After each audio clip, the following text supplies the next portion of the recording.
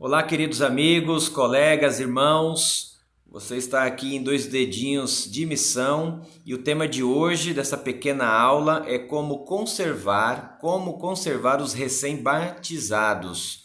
Existe uma preocupação muito grande na igreja, você sabe disso, né? Que nós queremos evangelizar o mundo inteiro. Verdade, queremos ganhar o mundo todo, batizar muita gente para a glória de Deus, mas também temos uma grande preocupação com a conservação, ou seja, manter esses novos discípulos, esses novos cristãos no aprisco, né? As ovelhas precisam ficar no aprisco, no rebanho. Portanto, o que eu vou mostrar aqui é uma coisa muito simples, elementar, que está passando por assim despercebido. Então você vai concordar comigo e vai ver que se a gente arrumar só esses detalhes, a gente vai continuar batizando muito e segurando o rebanho no aprisco. A gente não vai ter apostasia na igreja e se acontecer vai ser algo pequeno, tá bom? Então permaneça comigo, é um vídeo curto, mas são princípios elementares. Como conservar os recém-batizados? Muito bem. Eu acho que você deve se lembrar de Gênesis no capítulo 4, que conta a história de Abel e Caim. Ambos ofereceram ofertas para Deus, mas a oferta de Abel foi valorizada pelo nosso Deus, porque era justamente o que Deus pediu. Era o sacrifício de cordeiros que representava ali a vinda do Messias. Caim, por sua vez, ofereceu frutas, legumes, o fruto da terra, né? Como diz a palavra de Deus. E como Deus se agradou da oferta de Abel, Caim ficou bravo, com inveja, com rancor, ressentimento, e para resumir a história, como você já sabe, ele matou o próprio irmão. Daí quando Deus chega para Caim, faz a pergunta que está no verso 9 aí na sua tela. Gênesis capítulo 4, versículo 9, olha o que diz a Bíblia. Perguntou, pois, o Senhor a Caim: onde está Abel, teu irmão? E ele respondeu: não sei, sou eu guarda ou tutor do meu irmão? Perceba que ele foi agressivo, ele foi maldoso com a sua resposta para com o nosso Deus. Em outras palavras, ele estava dizendo assim: eu não sou babá do meu irmão, eu não sou responsável pelo meu irmão, não sou tutor dele. Então, a pergunta é: que tipo de cristão nós somos? O cristão tipo Abel ou o cristão tipo Caim, que não se importa com os outros e se importa só com nós mesmos, com as nossas convicções, com aquilo que a gente acha, aquilo que a gente quer e que a vida do próximo não tem o mínimo interesse para nós? Tem que tomar cuidado, não é verdade? Então acompanhe o raciocínio aqui comigo. Caim respondeu o nosso Deus de uma forma ríspida, né? De uma forma grosseira. Sou eu, porventura, babá do meu irmão, tutor do meu irmão? Então a gente vai ver nessa pequena palestra que tipo de comportamento nós cristãos devemos ter com o próximo, com aqueles que querem ser membros da igreja, que vão se batizar, que vão aceitar Jesus e que já fizeram isso. Então, Mateus 28, do verso 19 e também o verso 20, ensina que o evangelismo tem segunda milha. Como assim?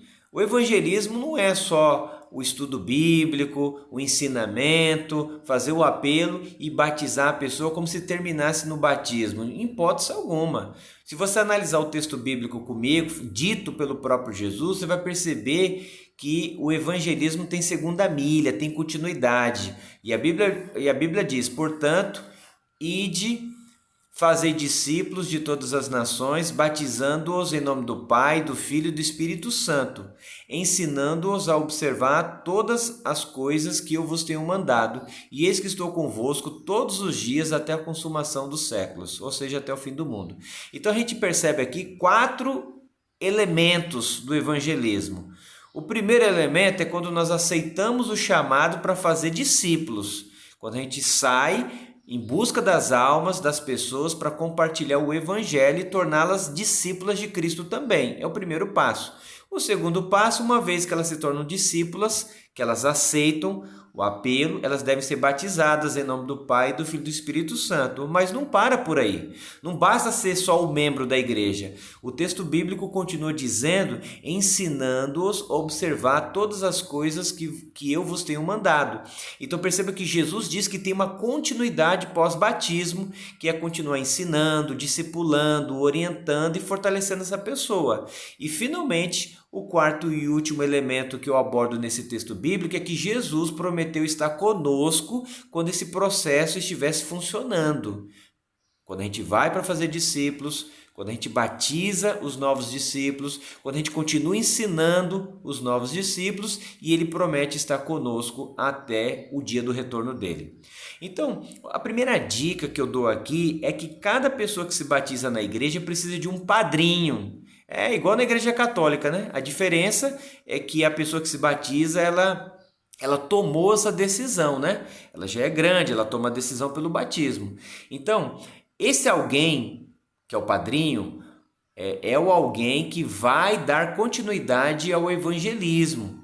Esse é o evangelismo de segunda milha. Esse padrinho irá visitar essa pessoa semanalmente, no começo, né? No primeiro, segundo mês. Vai fazer pôr do sol com ela, de sexta para sábado, para receber o sábado, né?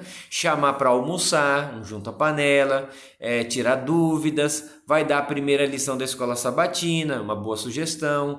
Buscar em casa para ir para a igreja, às vezes a pessoa pode faltar um culto ou outro, vai lá, busca a pessoa até ela se acostumar a ir para a igreja, não é? E também esse padrinho vai dar a lição do discipulado, que eu já vou explicar um pouquinho mais para frente. Então perceba que só aqui, nesse primeiro item, a gente já resolve muitas coisas do evangelismo aí da segunda milha, que é a conservação de membros recém-batizados. Isso demonstra amor, cuidado, né?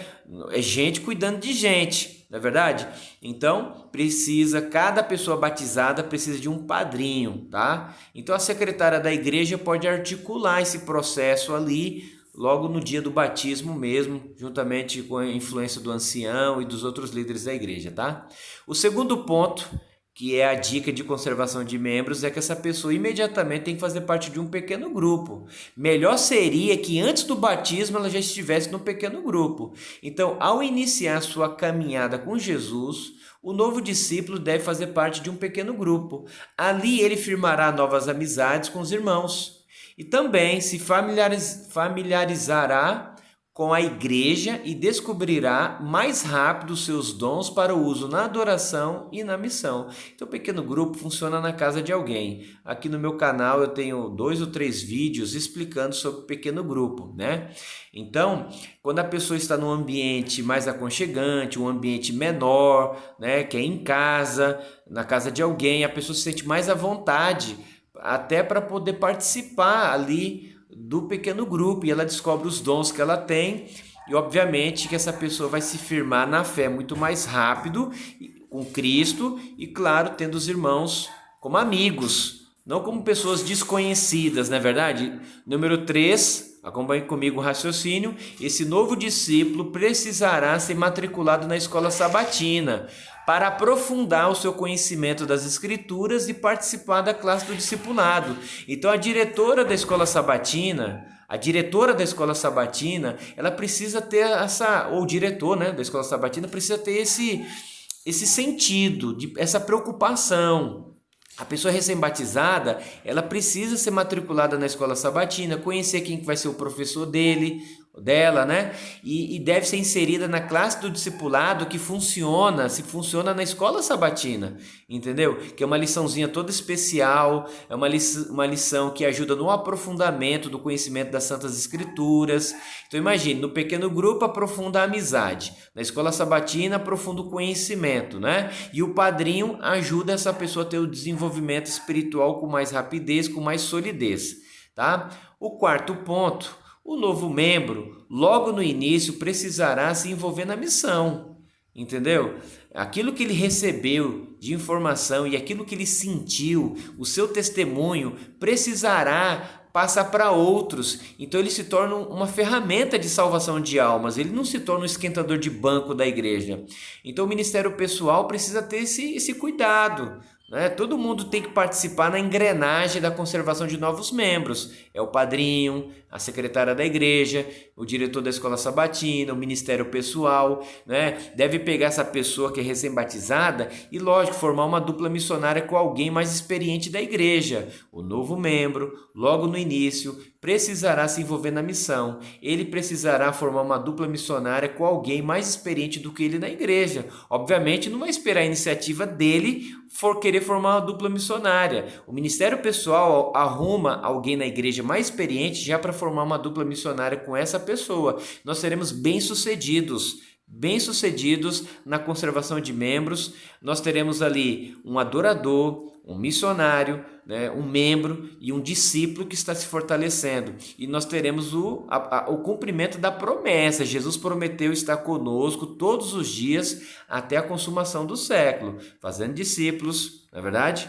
Batizando, ensinando todas as coisas e aí ter a presença de Jesus. Tá bom? Então o evangelismo é o evangelismo de segunda milha. Nada termina no batismo, tem uma continuidade. E finalmente, o quinto e último ponto, que é a dica que eu estou dando para conservar membros, é a comissão do discipulado. Essa comissão é formada pela secretária, ministério pessoal, coordenador de pequenos grupos. Lembra que eu falei de pequeno grupo?